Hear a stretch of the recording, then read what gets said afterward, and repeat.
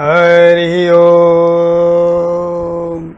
बोली श्री सद्गुरु भगवान की जय। श्री गणपति महाराज की जय। श्री गौरी शंकर भगवान की जय। सचियां जोता वाली माता आपकी सदा ही जय। बोली श्री सांचे दरबार की जय। आइए आज हम श्री मार्कंडेय पुराण के अंतर्गत श्री दुर्गा सप्तशती के 11वें अध्याय का हिंदी में श्रवण करें। ध्यान। मैं भुवनेश्वरी देवी का ध्यान करता हूँ। उनके श्री अंगों की आभा प्रभात काल के सूर्य के समान है और मस्तक पर चंद्रमा का मुकुट है। वे उभरे हुए स्तनों और 3 नेत्रों से युक्त हैं। उनके मुख पर मुस्कान की छटा छाई रहती है और हाथों में वरद अंकुश पाश एवं अभय मुद्रा शोभा पाते हैं। ऋषि कहते हैं, देवी के द्वारा महादैत्यपति शुंभ के मारे जाने पर इंद्र आदि देवता अग्नि को आगे करके उन कात्यायनी देवी की स्तुति करने लगे। उस समय अभिष्ट की प्राप्ति होने से उनके मुख कमल दमक उठे थे और उनके आकाश प्रकाश से दिशाएं भी जगमगा उठी थी। देवता बोले, शरणागत की पीड़ा दूर करने वाली देवी, हम पर प्रसन्न हो। संपूर्ण जगत की माता प्रसन्न हो। विश्वेश्वरी, विश्व की रक्षा करो। देवी, तुम ही चराचर जगत की अधीश्वरी हो। तुम इस जगत का एकमात्र आधार हो, क्योंकि पृथ्वी रूप में तुम्हारी ही स्थिति है। देवी, तुम्हारा पराक्रम अलंघनीय है। तुम ही जल रूप में स्थित होकर संपूर्ण जगत को तृप्त करती हो। तुम अनंत बल संपन्न वैष्णवी शक्ति हो। इस विश्व की कारणभूता परामाया हो। देवी, तुमने इस समस्त जगत को मोहित कर रखा है। तुम ही प्रसन्न होने पर इस पृथ्वी पर मोक्ष की प्राप्ति कराती हो। देवी, संपूर्ण विद्याएं तुम्हारे ही भिन्न भिन्न स्वरूप हैं। जगत में जितनी स्त्रियां हैं वे सब तुम्हारी ही मूर्तियां हैं। जगदम्ब, एकमात्र तुमने ही इस विश्व को व्याप्त कर रखा है। तुम्हारी स्तुति क्या हो सकती है। तुम तो स्तवन करने योग्य पदार्थों से परे एवं परावाणी हो। जब तुम सर्वस्वरूपा देवी स्वर्ग तथा मोक्ष प्रदान करने वाली हो, तब इसी रूप में तुम्हारी स्तुति हो गई। तुम्हारी स्तुति के लिए इससे अच्छी उक्तियां और क्या हो सकती हैं। बुद्धि रूप से सब लोगों के हृदय में विराजमान रहने वाली तथा स्वर्ग एवं मोक्ष प्रदान करने वाली नारायणी देवी, तुम्हें नमस्कार है। कला, काष्ठा आदि के रूप में क्रमशः परिणाम की ओर ले जाने वाली तथा विश्व का उपसंहार करने में समर्थ नारायणी, तुम्हें नमस्कार है। नारायणी, तुम सब प्रकार का मंगल प्रदान करने वाली मंगलमयी हो। कल्याणदायिनी शिवा हो। सब पुरुषार्थों को सिद्ध करने वाली शरणागत वत्सला, 3 नेत्रों वाली एवं गौरी हो। तुम्हें नमस्कार है। तुम सृष्टि, पालन और संहार की शक्तिभूता सनातनी देवी, गुणों का आधार तथा सर्वगुणमयी हो। नारायणी, तुम्हें नमस्कार है। शरण में आए हुए दीनों एवं पीड़ितों की रक्षा में संलग्न रहने वाली तथा सबकी पीड़ा दूर करने वाली नारायणी देवी, तुम्हें नमस्कार है। नारायणी, तुम ब्रह्मांडी का रूप धारण करके हंसों से जुटे हुए विमान पर बैठती तथा कुश मिश्रित जल छिड़कती रहती हो। तुम्हें नमस्कार है। माहेश्वरी रूप से त्रिशूल, चंद्रमा एवं सर्प को धारण करने वाली तथा महान विषभ की पीठ पर बैठने वाली नारायणी देवी, तुम्हें नमस्कार है। मोरों और मुर्गों से घिरी रहने वाली तथा महाशक्ति धारण करने वाली कौमारी रूप धारणी निष्पापे नारायणी, तुम्हें नमस्कार है। शंख, चक्र, गदा और सारंग धनुष रूप उत्तम आयुधों को धारण करने वाली वैष्णवी शक्ति रूपा नारायणी, तुम प्रसन्न हो। तुम्हें नमस्कार है।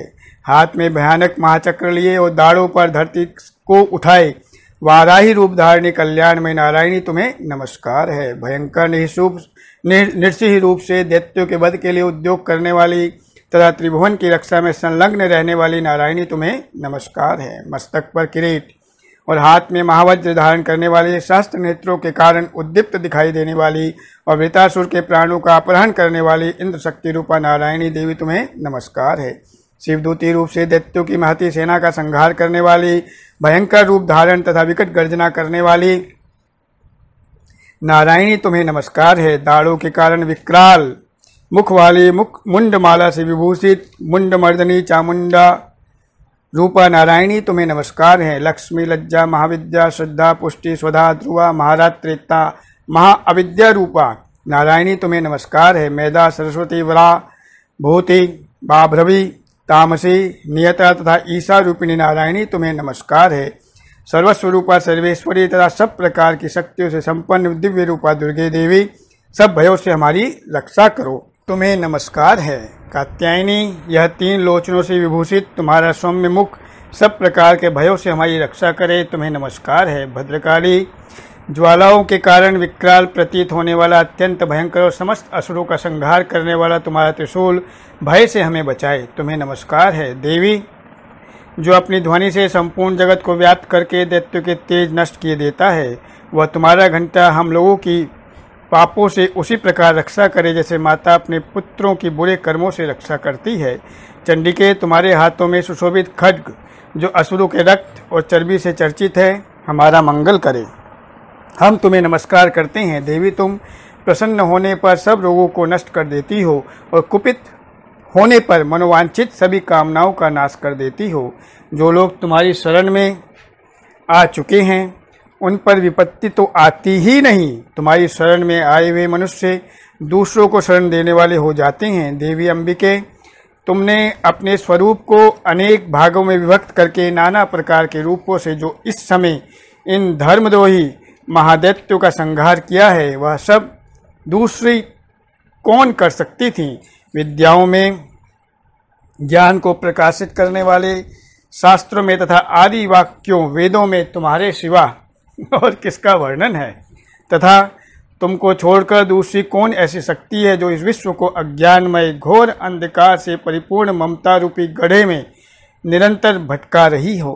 जहाँ राक्षस, जहाँ भयंकर विष वाले सर्प, जहाँ शत्रु, जहाँ लुटेरों की सेना और जहाँ दावानल हो, वहाँ तथा समुद्र के बीच में भी साथ रहकर तुम विश्व की रक्षा करती हो। विश्वेश्वरी, तुम विश्व का पालन करती हो, विश्व रूपा हो, इसलिए संपूर्ण विश्व को धारण करती हो। तुम भगवान विश्वनाथ की भी वंदनीय हो। जो लोग भक्ति पूर्वक तुम्हारे सामने मस्तक झुकाते हैं वे संपूर्ण विश्व को आश्रय देने वाले होते हैं। देवी, प्रसन्न हो, जैसे इस समय असुरों का वध करके तुमने शीघ्र ही हमारी रक्षा की है, उसी प्रकार सदा हमें शत्रुओं के भय से बचाओ। संपूर्ण जगत का पाप नष्ट कर दो और उत्पात एवं पापों के फलस्वरूप प्राप्त होने वाले महामारी आदि बड़े बड़े उपद्रवों को शीघ्र दूर करो। विश्व की पीड़ा दूर करने वाली देवी, तुम हमारे चरणों पर पड़े हुए हैं। विश्व की पीड़ा दूर करने वाली देवी, हम तुम्हारे चरणों पर पड़े हुए हैं, हम पर प्रसन्न हो। त्रिलोक निवासियों की पूजनीय परमेश्वरी, सब लोगों को वरदान दो। देवी बोली, देवताओं, मैं वर देने को तैयार हूँ, तुम्हारे मन में जिसकी इच्छा हो वो वर मांग लो, संसार के लिए उस उपकारक वर को मैं अवश्य दूंगी। देवता बोले, सर्वेश्वरी, तुम इसी प्रकार तीनों लोकों की समस्त बाधाओं को शांत करो और हमारे शत्रुओं का नाश करती रहो। देवी बोली, देवताओं, वेवस्त मनवंतर के 28वें युग में शुंभ और निशुंभ नाम के दो अन्य महादैत्य उत्पन्न होंगे। तब मैं नंद गोप के घर में उनकी पत्नी यशोदा के गर्भ से अवतीर्ण हो विंध्याचल में जाकर रहूंगी और उक्त दोनों असुरों का नाश करूंगी। फिर अत्यंत भयंकर रूप से पृथ्वी पर अवतार ले मैं विप्रचित्ति नाम वाले दानवों का वध करूंगी। उन भयंकर महादैत्यों को भक्षण करते समय मेरे दांत अनार के फूल की भांति लाल हो जाएंगे। तब स्वर्ग में देवता और मर्त्यलोक में मनुष्य सदा मेरी स्तुति करते हुए मुझे रक्त दंतिका कहेंगे। फिर जब पृथ्वी पर 100 वर्ष के लिए वर्षा रुक जाएगी और पानी का अभाव हो जाएगा, उस समय मुनियों के स्तवन करने पर मैं पृथ्वी पर अयोनिजा रूप में प्रकट होंगी और 100 नेत्रों से मुनियों को देखूंगी। अतः मनुष्य शताक्षी इस नाम से मेरा कीर्तन करेंगे। देवताओं, उस समय मैं अपने शरीर से उत्पन्न हुए शाकों द्वारा समस्त संसार का भरण पोषण करूंगी। जब तक वर्षा नहीं होगी तब तक वे शाक ही सबके प्राणों की रक्षा करेंगे। ऐसा करने के कारण पृथ्वी पर शाकंभरी के नाम से मेरी ख्याति होगी। उसी अवतार में मैं दुर्गम नामक महादैत्य का वध भी करूंगी। इससे मेरा नाम दुर्गा देवी के रूप से प्रसिद्ध होगा। फिर मैं जब भीम रूप धारण करके मुनियों की रक्षा के लिए हिमालय पर रहने वाले राक्षसों का भक्षण करूंगी, उस समय मुनि भक्ति से नतमस्तक होकर मेरी स्तुति करेंगे। तब मेरा नाम भीमा देवी के रूप में विख्यात होगा। जब अरुण नामक दैत्य तीनों लोकों में भारी उपद्रव मचाएगा, तब मैं तीनों लोकों का हित करने के लिए 6 पैरों वाले असंख्य भ्रमरों का रूप धारण करके उस महादैत्य का वध करूंगी। उस समय सब लोग भ्रामरी के नाम से चारों ओर मेरी स्तुति करेंगे। इस प्रकार जब जब संसार में दानवी बाधा उत्पन्न होगी, उपस्थित होगी, तब तब अवतार लेकर मैं शत्रु का संहार करूंगी। इस प्रकार श्री मार्कंडेय पुराण में श्रावणिक मनवंतर की कथा के अंतर्गत देवी महात्म्य में देवी स्तुति नामक 11वां अध्याय पूर्ण हुआ। श्री हरे नमः, श्री हरे नमः, श्री हरे नमः। बोलिए श्री सचियान जोता वाली माता आपकी सदा ही जय। बोल श्री सांचे दरबार की जय।